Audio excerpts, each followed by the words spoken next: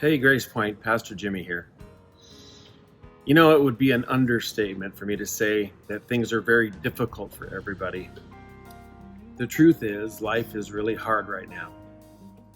Since Sunday, I've heard from many of you sharing your cares and concerns regarding the current situation with the pandemic and the mandate that starts today. What's obvious to me is that there seems to be two sides who both hold some truths to their opinions about their perspectives regarding the pandemic. One side says that our constitutional right as Americans to gather and assemble for the purpose of worshiping our God freely is slowly being taken away by our government. That there's supposed to be a separation between church and state, and that the state has no constitutional leg to stand on when it comes to mandating anything to a church. I think that's a valid point. The other side of that coin is this. The virus is spreading. There's no denying it. And if you don't believe me, go have a conversation with an ER doctor or an ICU nurse. The truth is, every day we have people working hard in the medical industry, my wife being one of them.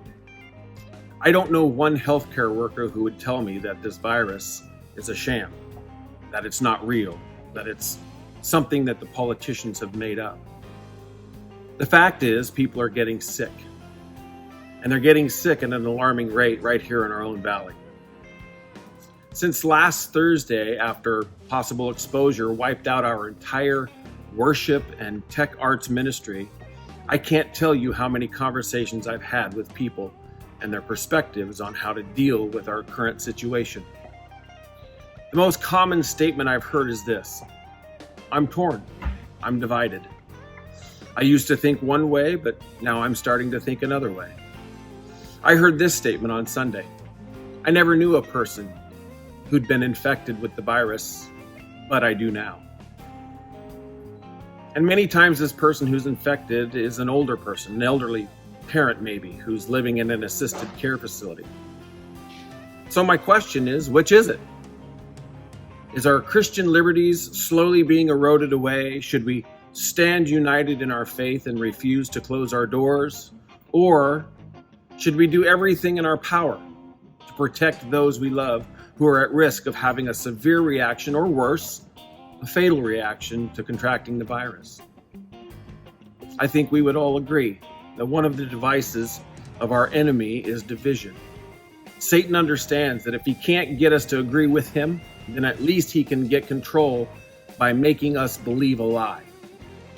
And the lie is this: if we disagree with each other, then we must be mortal enemies with each other.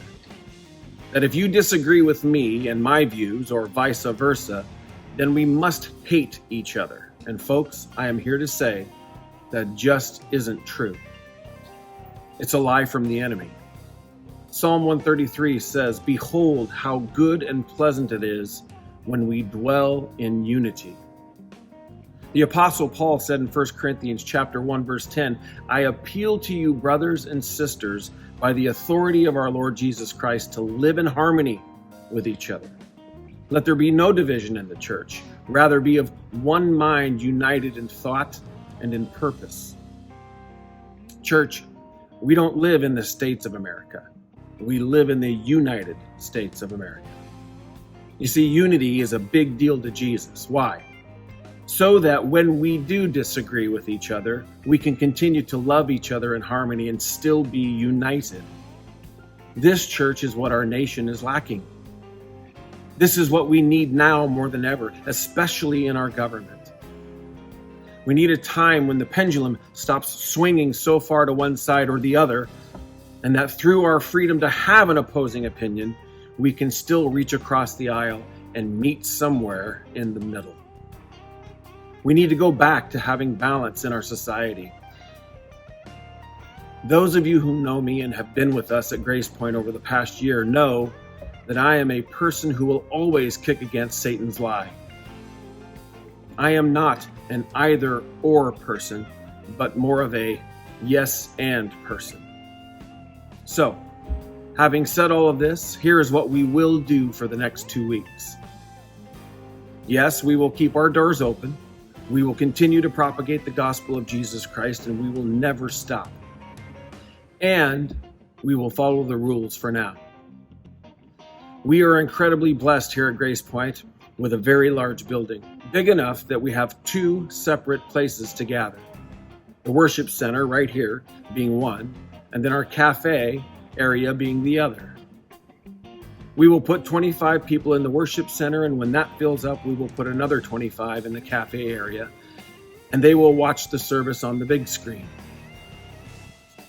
Some of you may be thinking to yourselves, Jimmy, that doesn't seem like it's going to work very well considering the size of our congregation. Well, that's what I thought too, until we started doing head counts. For example, last weekend we had 20 at the 7:30 service. Our 9 a.m. had 75 and our 11 had 50. What that means is that we still have several hundred people joining us online at each service every weekend, and that's a good thing. If we make a small adjustment to when we gather, we can continue to keep the doors open and follow the rules. So here's what I'm asking. If you attend the 9 a.m. service, please consider 2 other options. 1, consider coming to the 7:30 service. But if that doesn't work for you, for the next 2 weeks, please consider staying home and gathering online with us. Also, I'm asking those with elementary age children to consider staying home and gathering with your family online for the next 2 weekends. As always, PPE mitigation protocols will stay in place. You will be required to wear a mask the entire time you are in the building, and yes, that does mean during the worship service. You will be asked to sanitize your hands as you enter the building, and social distance will remain in place. And please, please, please, if you don't feel well, stay at home. Jesus said, in this life, you will have many trials and sorrows, but take heart, he said, because I have overcome the world. We will get through this, church. Stay strong, be courageous, remain faithful, and this too shall pass. God bless.